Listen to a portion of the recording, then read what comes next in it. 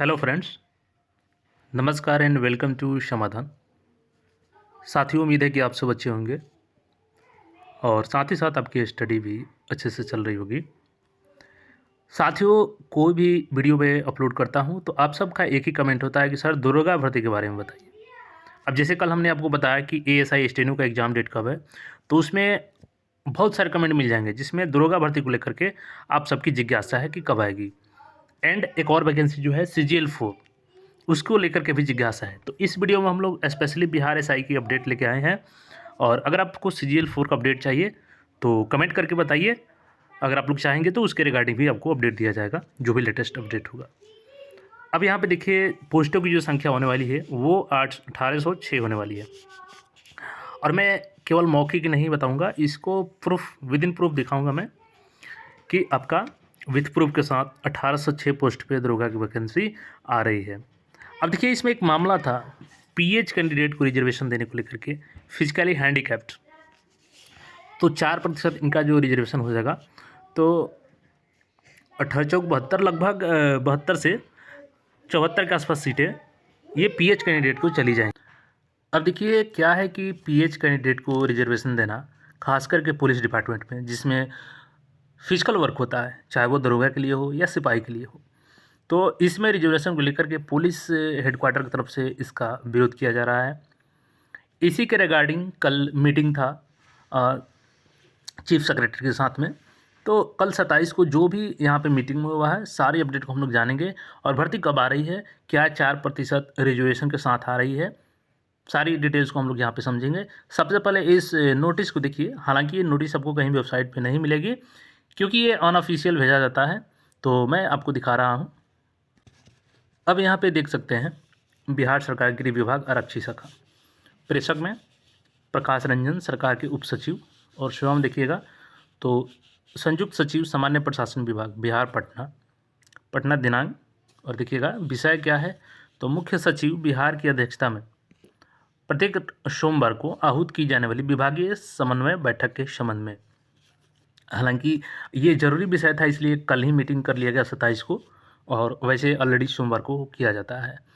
आगे इसमें देखेंगे तो यहाँ पे बताया गया है विषय में मुख्य सचिव बिहार की अध्यक्षता में प्रत्येक सोमवार को आहूत की जाने वाली विभागीय समन्वय बैठक के संबंध में। प्रसंग में क्या है, सामान्य प्रशासन विभाग, और यहाँ पे पत्रांक संख्या दिया गया है।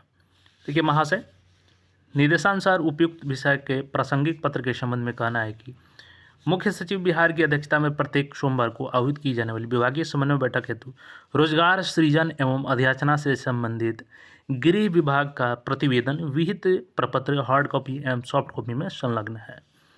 यथोकत। अब आइए, जो सीटों की 1806 संख्या है उसके बारे में हम जानते हैं, लेकिन उससे पहले जान लें कि कल की मीटिंग में क्या बातें निकल के आई सामने। अब देखिए, यहाँ पे मैंने आपको बताया था ना कि बिल्कुल आपको नोटिस के साथ दिखाएंगे कितना पद पे भर्ती आ रही है।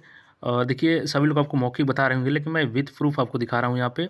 और ये नोटिस बड़ी मुश्किल से मिलता है ये, और वेबसाइट पे अवेलेबल नहीं होता है।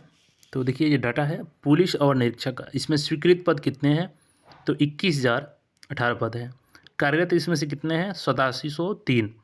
और रिक्त कितना है, तो 12,315।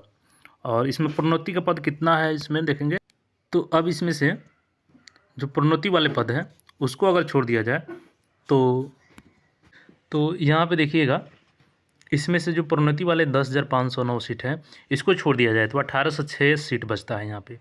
और 1806 सीटों पे आपका नोटिफिकेशन आना है। और इसके रिगार्डिंग देखिए क्या है, तो बिहार पुलिस में अवर निरीक्षक के पद पर सीधे नियुक्ति हेतु 1806 पदों का रोस्टर क्लियरेंस हेतु प्रस्ताव पुलिस मुख्यालय द्वारा उपलब्ध कराया गया है, जिसके क्रम में दिव्यांगता आरक्षण के अस्थायी रूप में विमुक्ति करने हेतु सामान्य प्रशासन विभाग पृष्ठांकित की गई है। अब देखिए, इसमें पीएच कैंडिडेट को, दिव्यांग कैंडिडेट को रिजर्वेशन देने की बात की जा रही है, जिस पे दो गुट बन चुका है। अब यहाँ पे एक तो मुख्यालय की तरफ से इसका विरोध किया जा रहा है, क्योंकि ये एक फिजिकल वर्क है, और फिजिकल वर्क में अगर दिव्यांग कैंडिडेट रहेंगे तो जो पुलिस बल है कहीं ना कहीं वो उसमें वो सक्षम नहीं होंगे उस कार्य को करने में। तो वहीं जो दूसरा पक्ष है उनका कहना है कि जैसे कई ऐसे कार्यालय हैं जिसमें अटैच रहते हैं, चाहे वो सिपाही हो या निरीक्षक पुलिस अवर निरीक्षक हो, तो उनको ज़्यादा फिजिकली वर्क होता नहीं है। तो ऐसे में अगर पीएच कैंडिडेट को वहाँ पे दे दिया जाता है ड्यूटी, तो ईज़िली अपना वो ड्यूटी कर सकते हैं।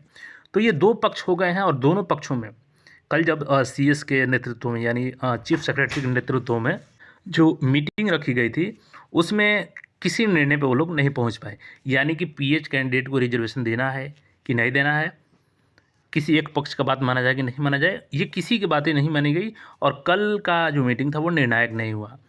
अब सवाल ये है कि जब निर्णायक नहीं हुआ तो क्या नोटिफिकेशन में देरी होगी? बिल्कुल देरी होगी इसमें, क्योंकि देखिए जब सरकार की तरफ से ये आगे किया गया है कि इसमें पीएच को रिजर्वेशन दिया जाए, तो जब तक ये मामला क्लियर नहीं होगा तो वैकेंसी आएगी कैसे? और देखिए कुछ जगह पर आपको 1809 सीटें सुनने को मिलेंगी, लेकिन अभी तक आपका 1806 सीटें ही हैं। हालांकि इसमें कुछ सीटें इसलिए बढ़ सकती हैं कि 9 से 10 जो पुलिस और निरीक्षक हैं इनका प्रमोशन हो चुका है, तो इसमें से कुछ सीटें हो सकता है कि ऐड हो जाए, लेकिन चांसेस उसके 9 के बराबर है, तो 18 से 6 के आसपास ही वैकेंसी आएगी। तो अब देखना होगा कि नेक्स्ट जो मीटिंग है वो कब होती है इनके साथ में, सीएस के साथ में, क्योंकि नेक्स्ट मीटिंग को लेकर के अभी कोई डेट तय नहीं किया गया है। तो अब तो अगले साल होगी, हालांकि अगले साल 3 दिन बचा है, तो अब अगले साल में कब तक ये मीटिंग होती है, ये जब तक डिसाइड नहीं कर दिया जाता है तब तक ये वैकेंसी पेंडिंग में ही रहेगी, क्योंकि जब तक उसका कोई निर्णायक निर्णय नहीं निकलेगा, और जो निर्णय होगा वो गृह मंत्रालय के पास जाएगा। गृह मंत्रालय किसके पास है? तो जो माननीय मुख्यमंत्री हैं उनके पास है, और वो उसको पास करेंगे। फिर वहाँ से आपका ये सारे रिजर्वेशन क्लियर होने के बाद नोटिफिकेशन जारी कर दिया जाएगा। तो बस आपको अब वेट करना है कि कब तक नेक्स्ट मीटिंग होती है, क्योंकि जब तक मीटिंग में क्लियर नहीं हो जाता है कि रिजर्वेशन देना है कि नहीं देना है, चूँकि 2 गुट ऑलरेडी बन चुके हैं, एक पक्ष में तो एक विपक्ष में, कि रिजर्वेशन देना चाहिए, एक पक्ष कहता है कि रिजर्वेशन नहीं देना चाहिए। तो फिलहाल के लिए अब ये कहा जाए कि कब वैकेंसी आएगी, तो देखिए सारा चीज़ तो क्लियर है, बस वेट है कि आपका मीटिंग हो जाए, और मीटिंग का डेट अभी तय नहीं किया गया है। जैसे ही डेट तय किया जाएगा मैं उसका अपडेट आपको दूंगा।